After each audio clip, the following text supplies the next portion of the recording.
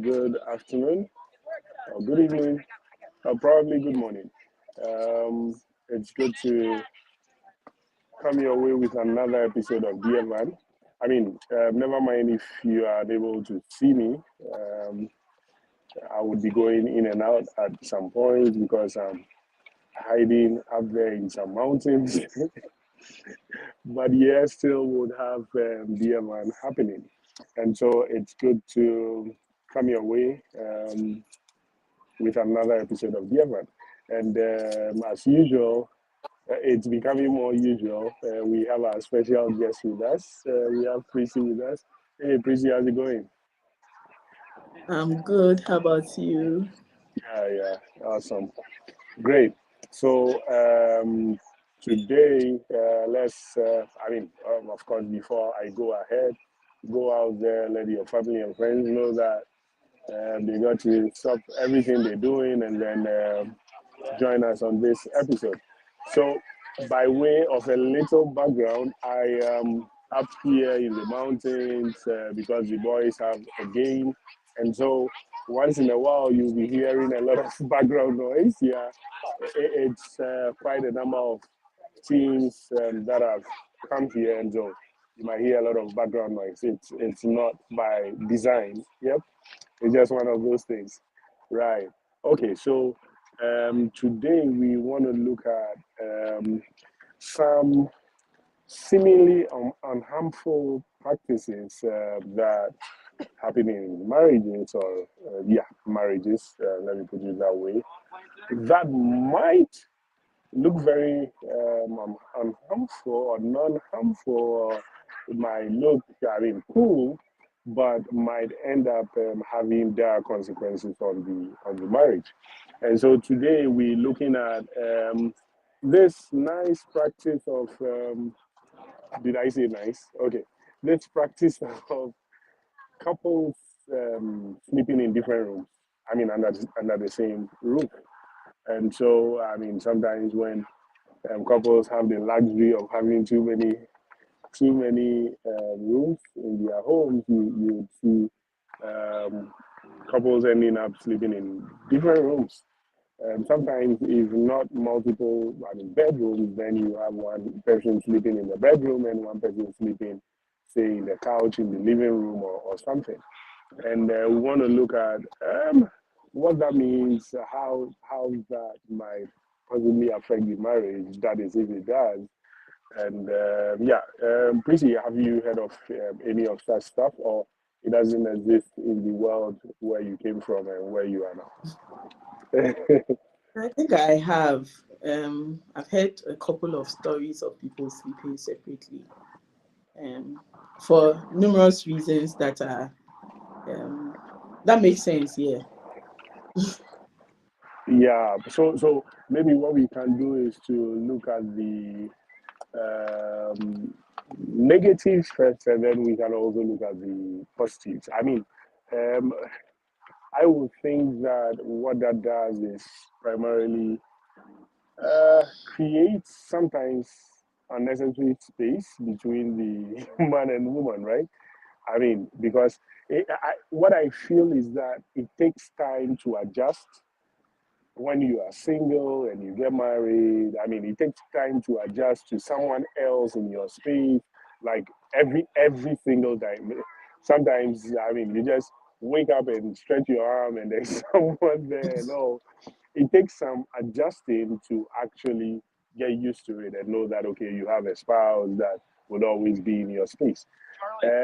So don't you think that when, for some reason, the spouses sleep in different rooms or, have their own spaces? I'm not saying don't have your space, but when they end up sleeping in different rooms like that, the usual practice, it ends up maybe pushing them apart more than it should be.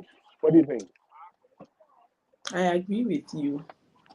I feel that I don't know, for whatever reason they have decided to live apart or stay in different rooms under the same roof. But I know that for sure, it can minimize the level of intimacy between the partners, and the intimacy matters a lot in marriage. Um, Right.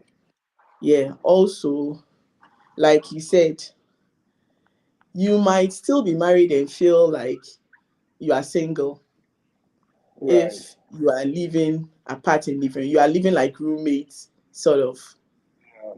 and Right. so yeah, you are married, but everything about you is like single. You are not able to um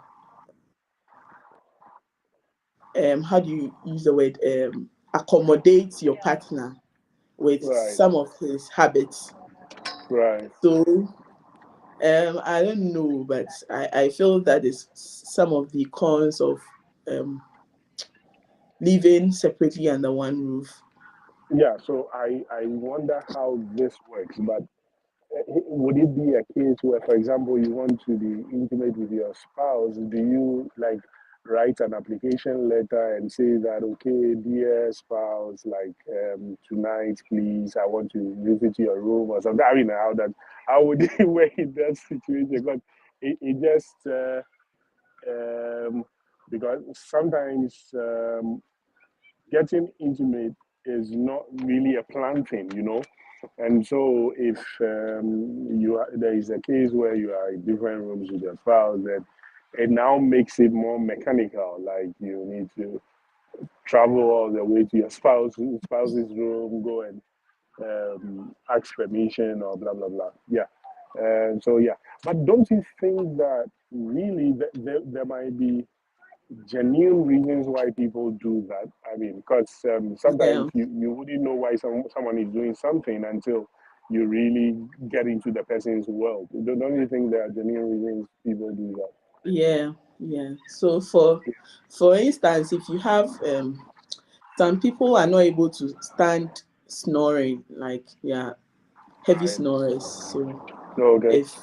if you feel that your partner snores and that snoring might um what do you Disturb call your it, sleep? disturb your sleep, I think No. sometimes people opt to sleep somewhere else.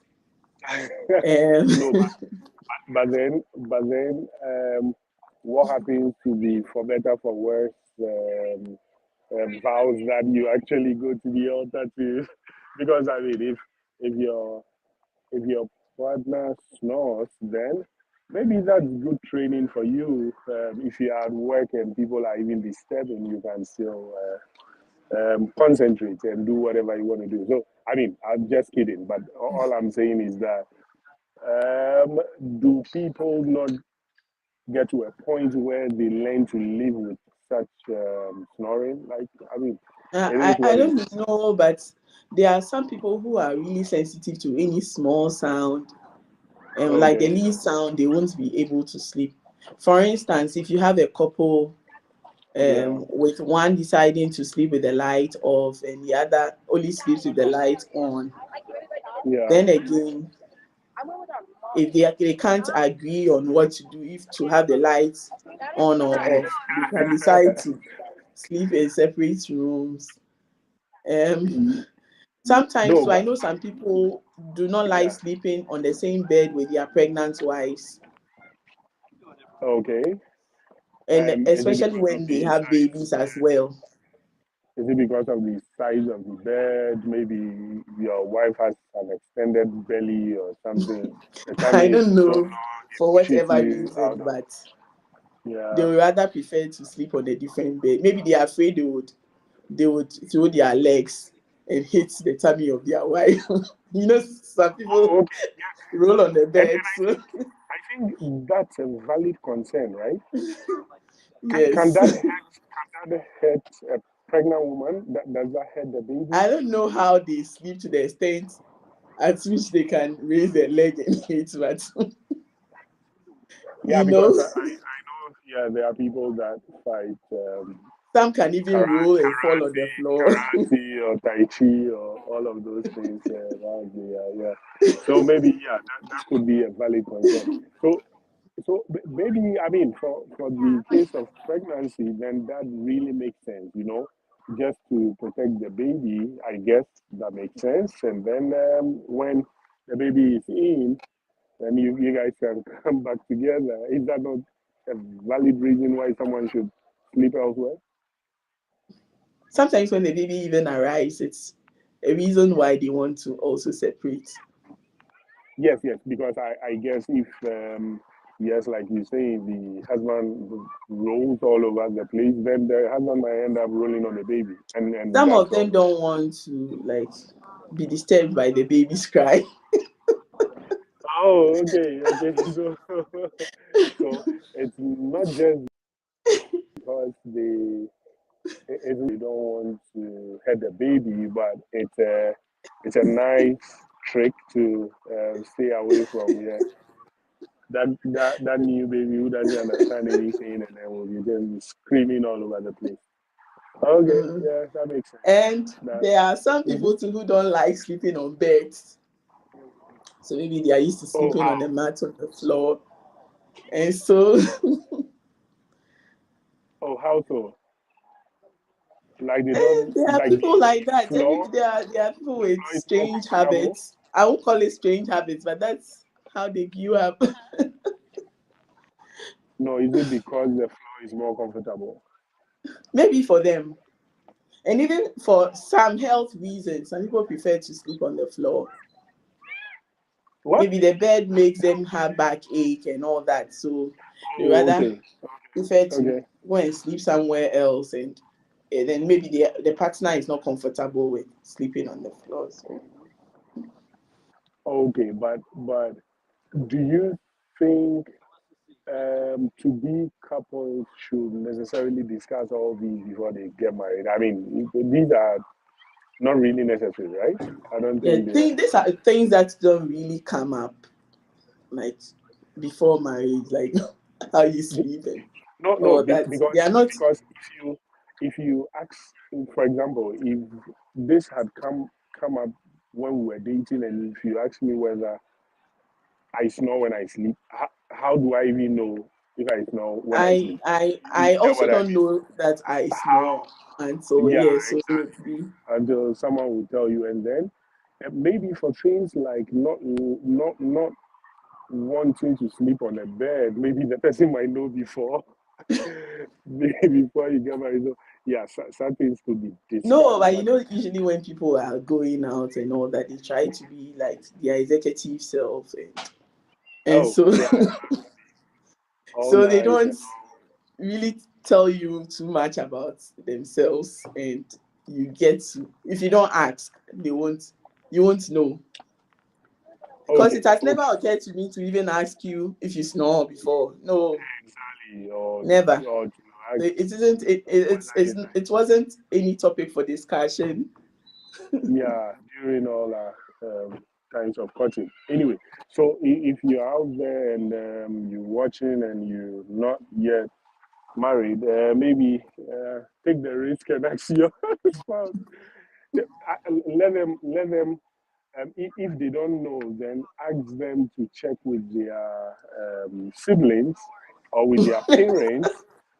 Maybe they can just monitor them and find out whether they snore when But then they are the asleep. question is it a valid reason to say that okay, this person snores, so I am not compatible with Exactly. him or her? That that would sound absurd, but you might never know.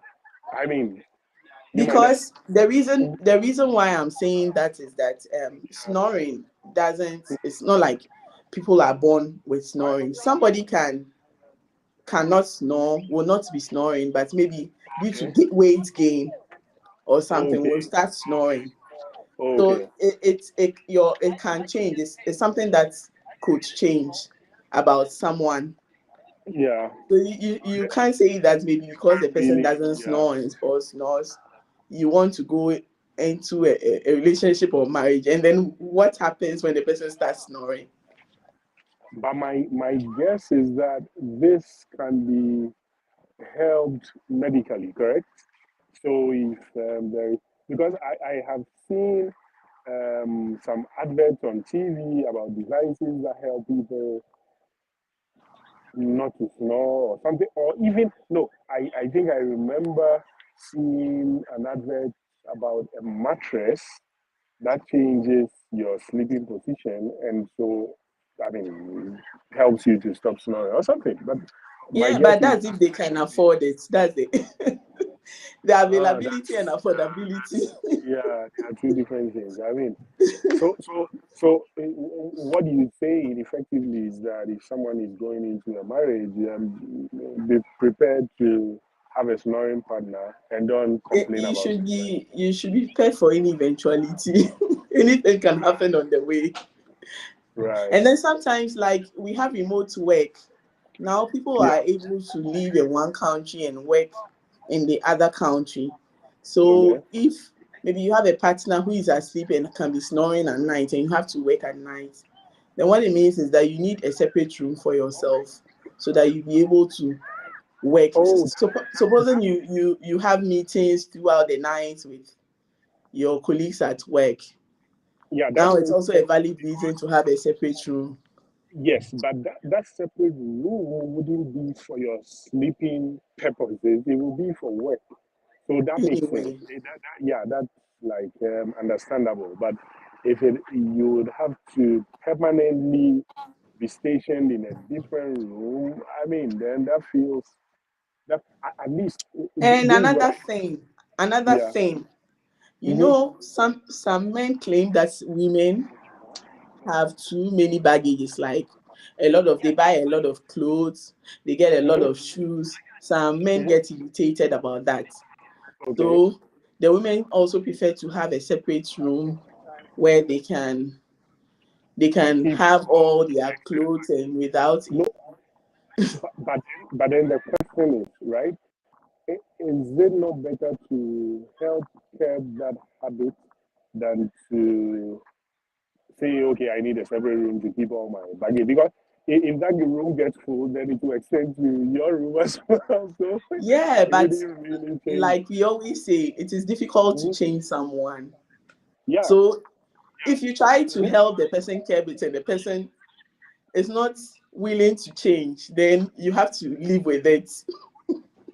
Then my guess is you might end up living in a house with uh, 10 rooms because if the person can't curb the habit, then I mean, at what point does the person stop? You get what I mean? So, I Mhm. mean, with some of these things, it should sometimes all these conversations come in because I mean, it looks like okay, now people can afford bigger houses, blah blah blah. If you were in a chamber and hall, no, a single room, you would learn to find a way to curb it. I mean, because resources are not like they are limited. You get what I mean? And so sometimes all these issues, what we call rich man issues. I mean, if you don't even have the luxury of having more than one room, then you wouldn't even be talking about buying stuff, right? And Mhm.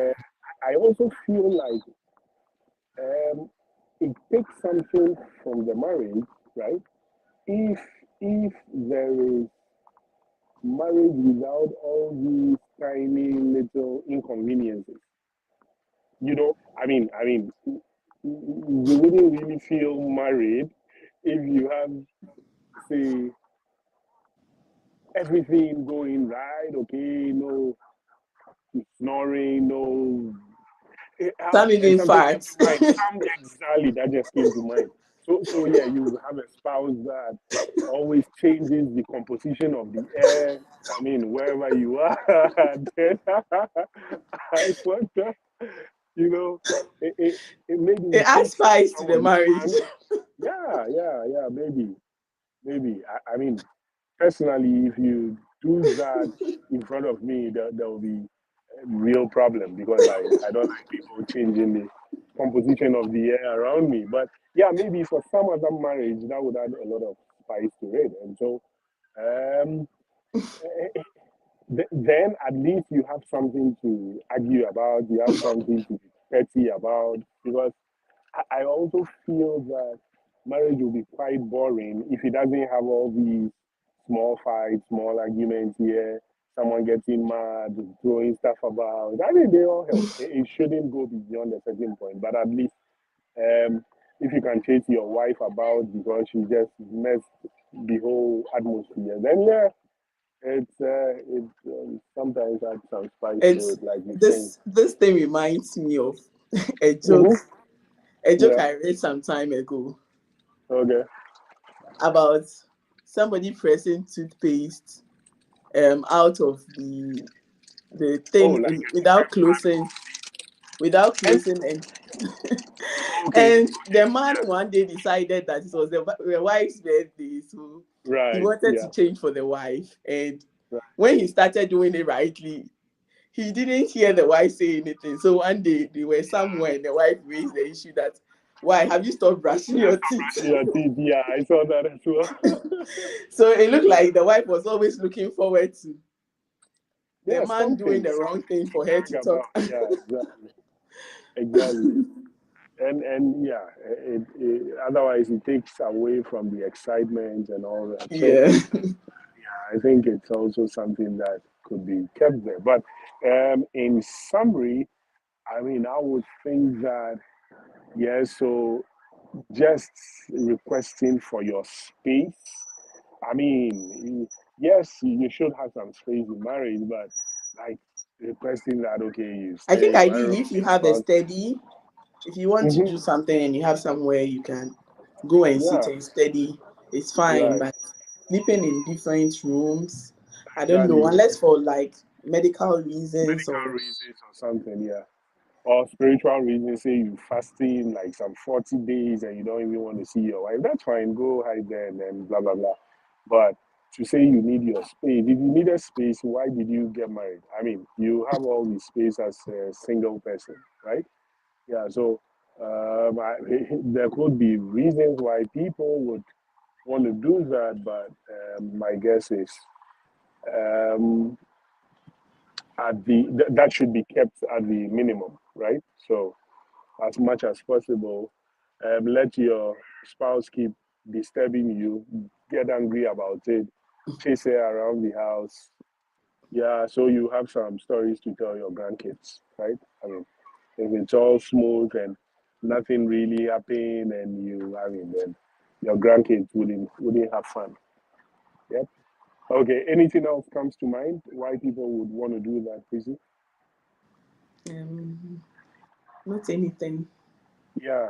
Yeah. particularly. I think we've exhausted most of them. But if the Yeah. audience have any additional reasons that they feel are valid for Why people living do it? in sleeping in separate rooms, having Yeah. separate rooms, I think you can contribute in the comment Yeah. section. Yeah.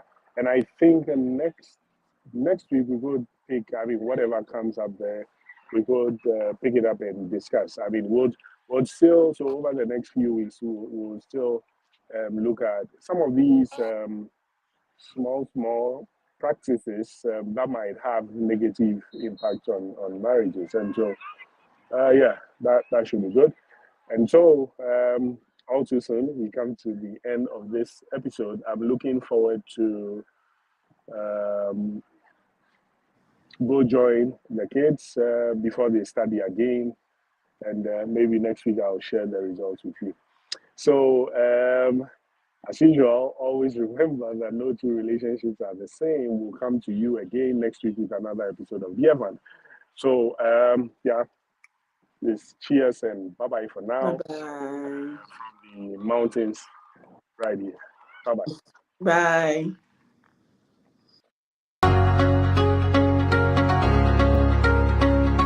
When you marry, initially people would want to see, hey, how are these people doing? Sometimes, especially when you have a big wedding. So people also tend to want to impress others by sewing, dressing up, renting big apartments, buying expensive cars. Meanwhile, you will be suffering inside. Your finances cannot hold, and that is what people go through a lot here. So they try to impress everyone outside the marriage except the two of them.